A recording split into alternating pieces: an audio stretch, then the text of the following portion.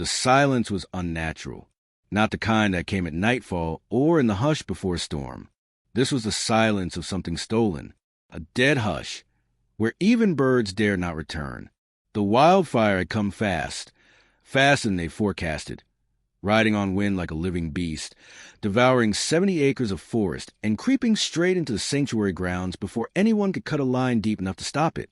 What it left behind was ruin, charred wood, smoldering fence posts, a stillness so thick it pressed against the skin. Cal Danner stepped out of the truck slowly, boots sinking into ash-softened earth. His turnout gear was still dusted in soot from the overnight flare-up on the west side. His gloves hung from one hand, and the other clutched a faded red bandana he used to wipe his face, though at this point, the gesture was more habit than help. He scanned the skeleton trees, their limbs stripped of life, pointing skyward like prayerful fingers. No one spoke. His crew of firefighters worked quietly behind him, fanning out across the remains of what used to be Blue Hollow Mustang Rescue. The barn was gone, collapsing on itself, still smoking faintly at the seams. The scent of burned hay lingered under the sharp tang of scorched pine and metal. Somewhere in the distance, a blackened fence post creaked as it settled. "Anything moving?" Cal asked without turning. "Negative," came Mason's voice from near the paddock. "We got some heat pockets flaring under the debris line, but no sign of animals. No sign of anything." They'd been too late. The call came in just after midnight, and by the time they made the ridge, the fire had swallowed everything whole. No screams, no panic, just absence. Cal hated that most. Not the loss, but the vanishing, as if the earth had opened and consumed it all, not even bothering to leave bones. He crouched near a blackened post, fingers brushing the ash. It lifted like smoke under his touch, exposing a faint hoofprint. Small, unsteady, deep at the toe, as if the foal had stumbled here. "You see this?" he murmured. Jess, his second in command, came beside him. Her face was streaked with soot, jaw tight. Could be old, could be wind-carved. He shook his head. "That's fresh. Less than 24. Jess squinted toward the tree lean. "Then where's the foal?" That question didn't have time to hang in the air before a sound, thin and ragged, broke the silence. It wasn't a whinny. Not exactly. More like a cough wrapped in a cry, a trembling exhale of something still alive. Cal's spine snapped straight. Jess was already moving, following the faint noise like it was a trail of string. They found him half buried beneath the remnants of the old hay shelter. The beams had fallen just so, leaning together in a charred A-frame that left a wedge of space beneath. Inside it, curled and shivering, was the foal. Small, smoke-dark, covered in ash so thick it masked his color. Only the whites of his eyes showed clear, wide and glassy, like frost on a winter pond.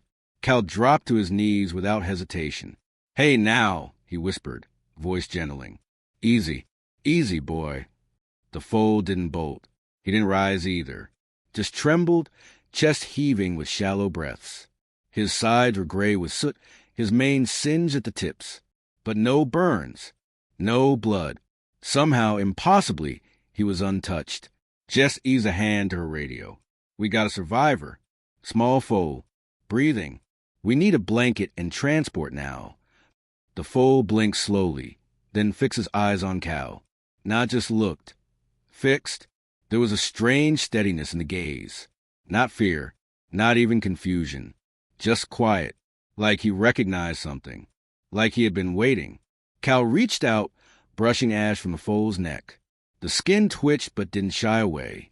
"How in God's name did you survive this?" The crew brought a stretcher, usually for injured hikers, and they moved the foal with surgical care. Cal didn't leave his side. Not when they loaded him into the back of the truck. Not when he started to panic at the movement, and Cal had to speak low and slow to keep him calm. By the time they reached the base camp 10 miles south, dusk had begun to settle like smoke itself. Hazy, gold-flecked, reluctant. The foal refused food, refused water, refused everyone except Cal.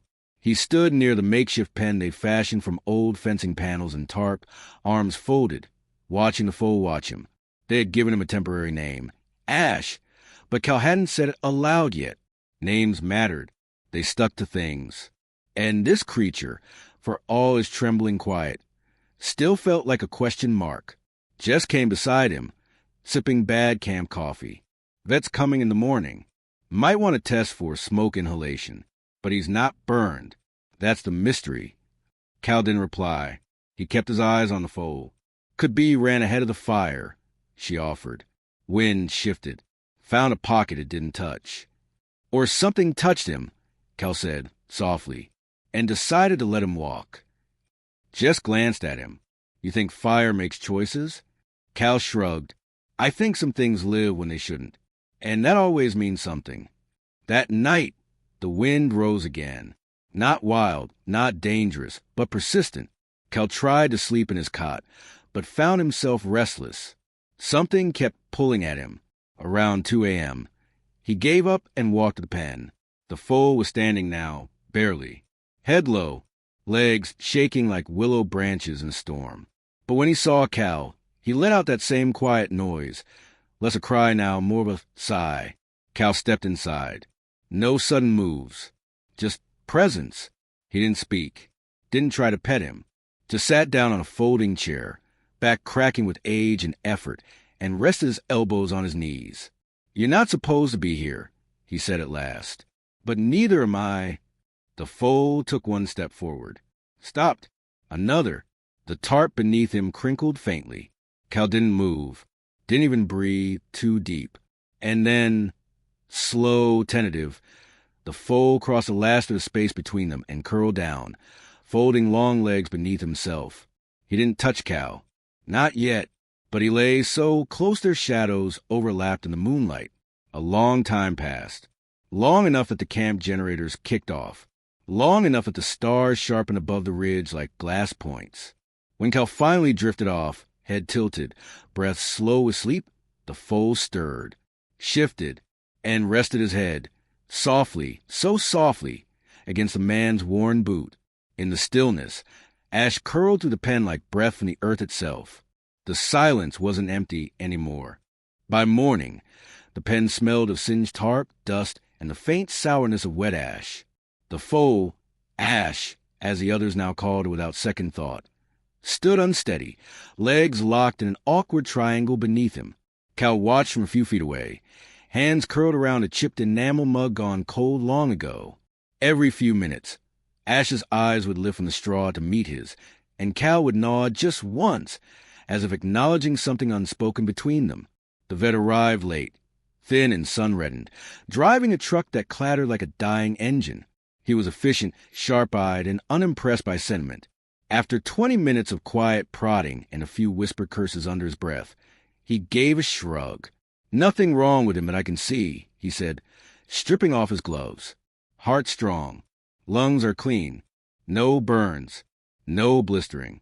It's like he walked through hell without even catching a spark. Cal glanced at Ash, who was watching the vet warily but not panicking. That doesn't make sense. No, it doesn't, the vet agreed. And I don't like things that don't make sense.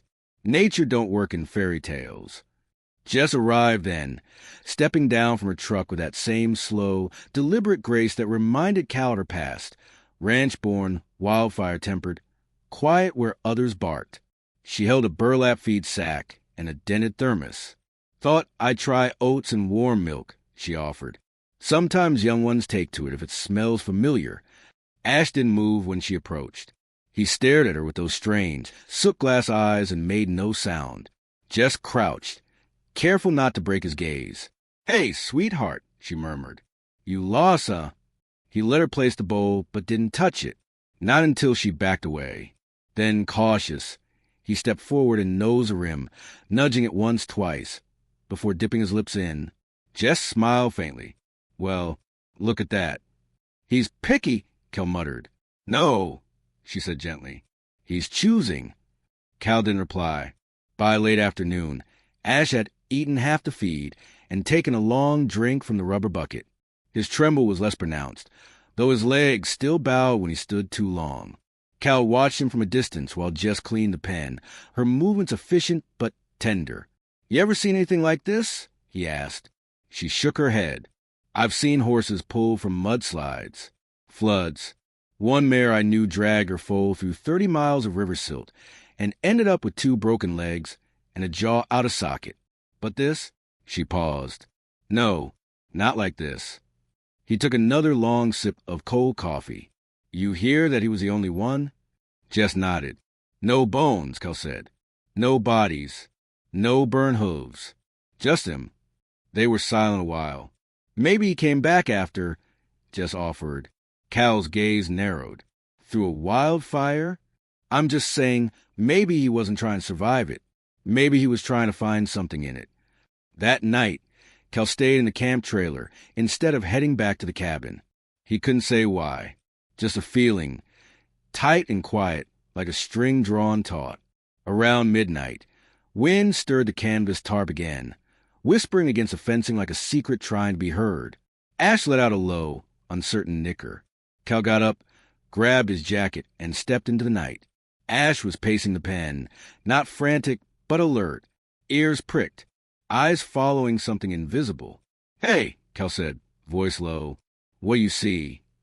Ash stopped, his head lifted toward the north ridge, nostrils flaring. Cal followed his gaze. The sky above the ridge shimmered faintly. Not smoke, not yet, but the kind of haze that came before flame. An hour later, the call came in. A flare-up on the northern slope. Spot fire igniting from a dry snag. You knew, Cal muttered to Ash as the crew scrambled. The foal didn't move. Just watched him, still and knowing. By morning, they had the flare-up contained. Small damage, no spread. Jess stayed behind to monitor the weather, while Cal led the backburn crew up the ridge. When they returned, Ash was waiting near the edge of the pen, ears twitching. Cal crouched near the gate. You have smoke in your blood or something? He asked softly. You feel it before it comes? Ash leaned forward, just enough to nudge Cal's shoulder with his nose. The next day, a schoolteacher from the valley brought in a USB stick full of photos. She volunteered at Blue Hollow rescue years ago and heard about the fire. I had pictures, she said, her voice trembling, of all the horses. Just wanted you to have them, maybe for the records. Jess sorted through them later that night. Foals and mares. Blurred shots of pastures. Then she froze. One image showed a Mustang mare, bright chestnut with silver mane, and beside her, a foal barely a month old. Same star-shaped blaze. Same glassy eyes. Jess brought the laptop to Cal. Look. He leaned in, took a breath. That's him. She nodded. That mare, Starfire. She went missing 2 years ago in a barn collapse. I helped raise her. Cal looked again. So he's what? Her colt. Jess sat back. It had explained the eyes, the blaze, the way he moves, and why he won't leave. Cal's jaw clenched. He came back to where she died. Jess whispered. He remembers. Later, Cal stood outside the pen, watching the sky smolder with sunset. He thought of his daughter, Emily, 16 when she died. Loved horses. Rode bareback with wild abandon. Ran into their old barn when lightning struck it. Tried to save their gelding. Neither made it out. He hadn't touched a horse since. Ash stepped closer to the gate. Cal opened it, and the foal walked to him without hesitation. He pressed his head against Cal's chest and stood still. Guess we're both trying to find someone who's already gone, Cal murmured. In the distance, thunder rolled. The next morning, the air was heavy. Too still. Cal didn't like the smell of it. He'd learned long ago that weather had a voice, and when it went quiet, it was only because it was holding something back. Ash began pacing again around noon. Not panicked, but watchful. Jess stood beside him. He senses something. Cal's radio crackled to life. Command to Ridge Crew. We've got spot ignition 5 miles northeast. Looks unstable. Cal looked at Ash. I'm going, he said. Jess grabbed her helmet. I'm going with you. Ash whinnied, low and insistent. Cal turned back to Foal, pressing a hand briefly to his muzzle. You stay put. That's an order. Ash nickered again. Not fear, not protest, just presence. As they drove north, Cal glanced back once through the rear window.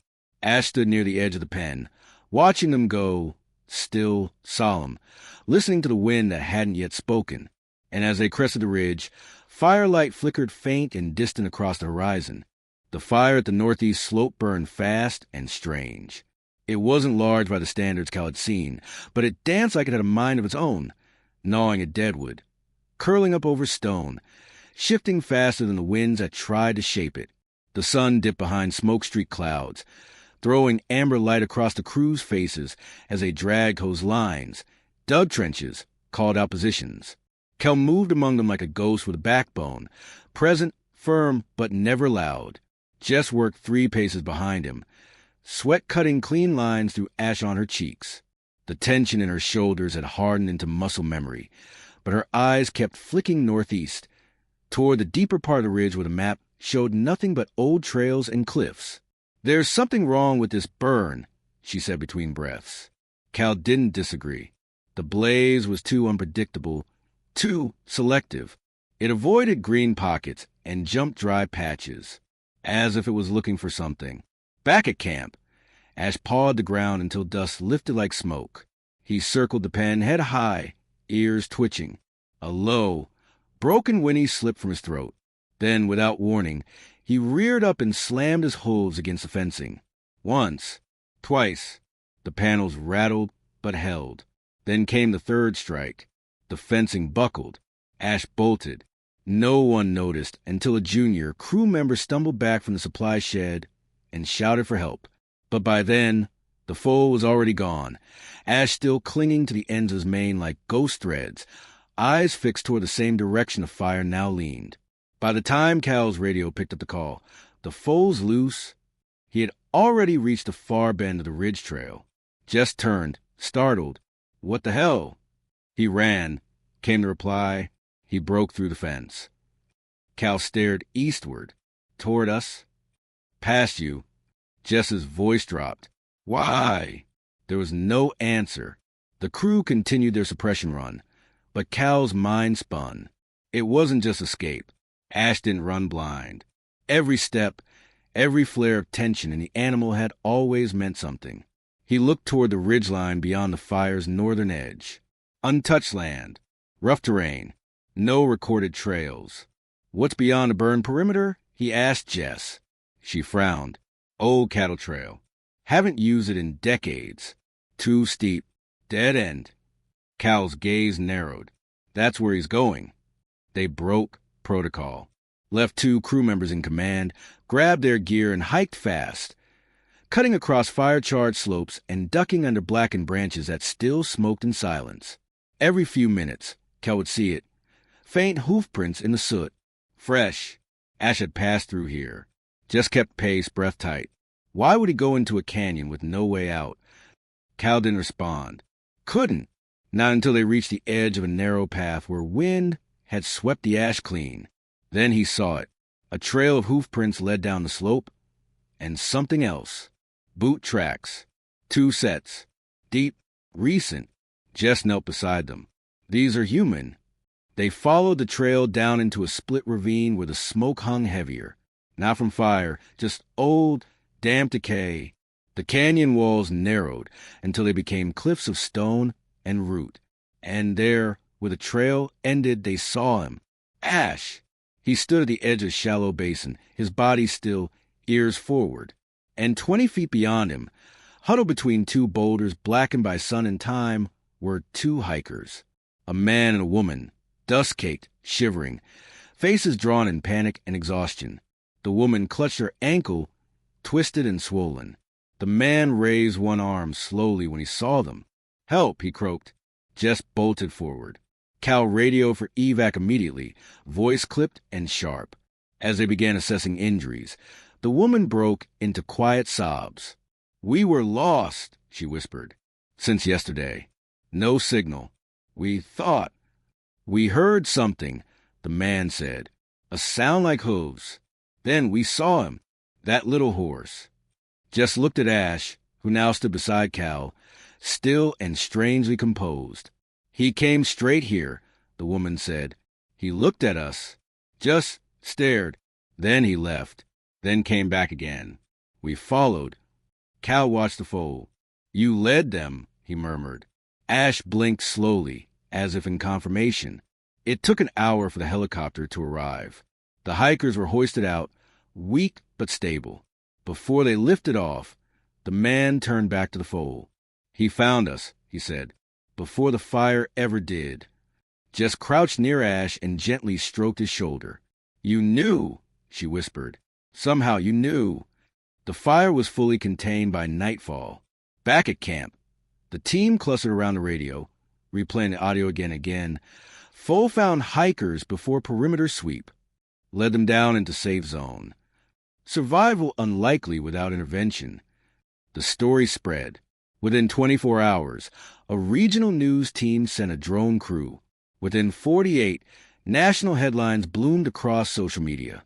Miracle Mustang leads rescuers to lost hikers.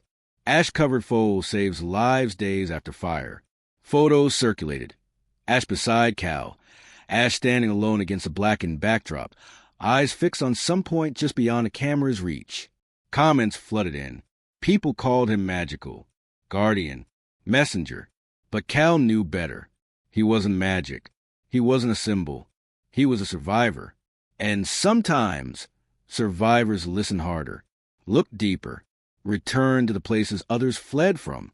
Cal stood outside Ash's new pen, sturdier now, rebuilt with proper wood.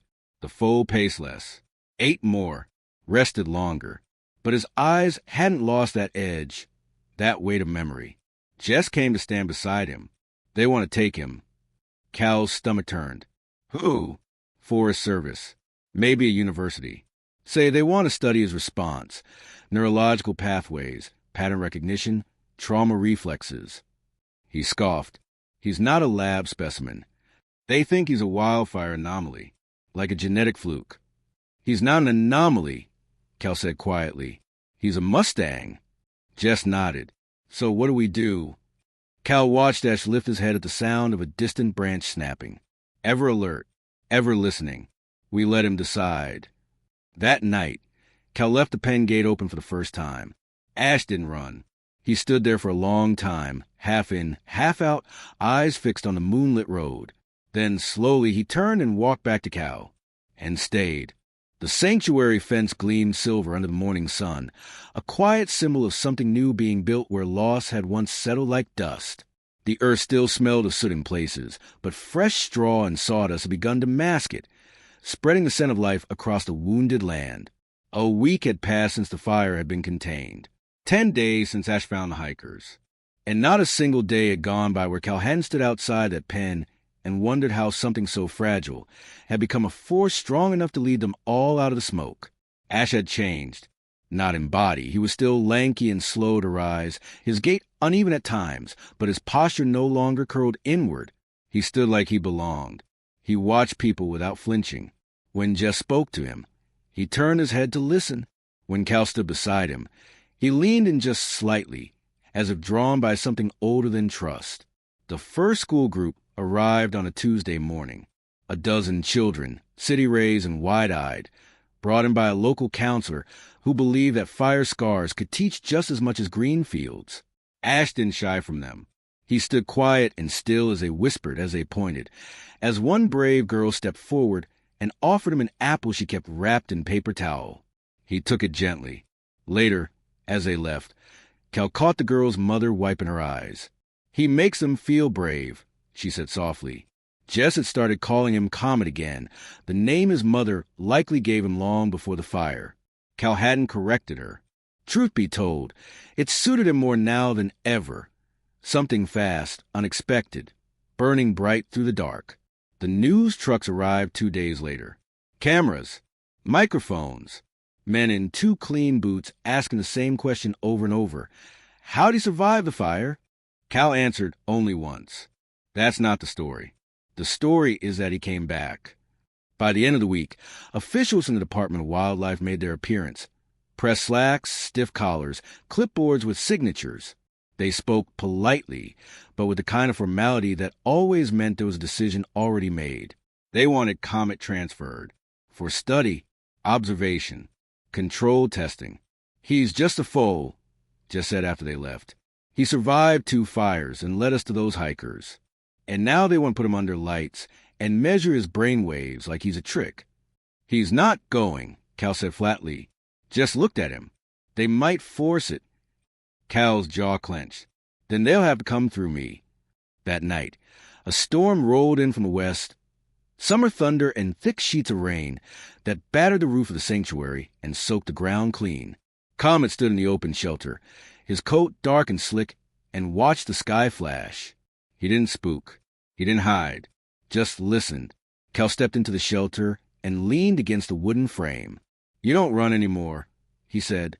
"Not even from storms." Comet turned his head, rain trailing from the tips of his ears. He blinked slowly, and in that blink, Cal saw the shape of every moment they'd survived together. Loss, silence, smoke, the edge of something almost too heavy to carry. "You made it through what no one thought possible," Cal whispered. "And somehow, you brought me through it too." When the rain stopped, the silence that followed was clean. Not empty, not heavy. Just quiet. The kind of quiet that lives in places made sacred by what they've endured. In the morning, the trucks arrived again, this time without notice. 3 men, clipboards in hand, one with a tranquilizer gun slung over his shoulder. Jess came running. "They're here for him." Cal was already moving. The men stood just outside the pen. "Sir, we've been granted clearance to transport the Foal for further analysis." "You've been notified." "I never signed anything," Cal said, voice calm but carved from stone. "Your silence was taken as lack of objection. My silence was me trying not to lose my temper." The man with the tranquilizer stepped forward. "We can do this calmly." Comet stood near the far corner of the pen, muscles tight beneath his coat. "You bring that dart near him, and I promise you'll regret it," Cal said. "You have no authority to threaten federal personnel." "No," Cal said, "but I've got something better. A story." The man hesitated. Cal stepped forward, voice steady. "You take this Foal from the place he returned to, from the only hands that didn't try to study or break him, and I'll make sure every person who ever heard his name knows what happened. I'll take that story, and I'll tell it over and over until even your supervisor's grandkids know your names." The silence stretched long. Jess moved beside Comet, gently placing a hand on his shoulder. "You can't cage something that chose to come back from the fire." Finally, the man with the dart lowered it. "You're making a mistake." "No," Cal said. "You did, when you thought survival belonged to a laboratory." By evening, the trucks were gone, and Comet, unaware of what almost happened, was lying in the straw, breathing slow and deep as if nothing in the world could harm him. The next few weeks passed in rhythms. Sunrise feedings, visits from schools and volunteers, the slow, steady rebuilding of fences and trust.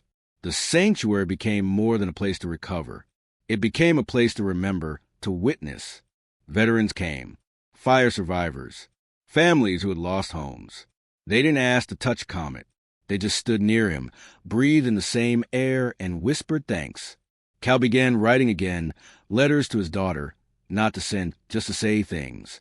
He wrote from the picnic table near Comet's pen, sometimes aloud, sometimes just to himself. "I found something I wasn't looking for," he wrote. Or maybe he found me first. I still don't know. One afternoon, a small boy approached Cal quietly. "Is he yours?" the boy asked. Cal looked at Comet, who stood grazing near the fence line. "No," he said with a soft smile.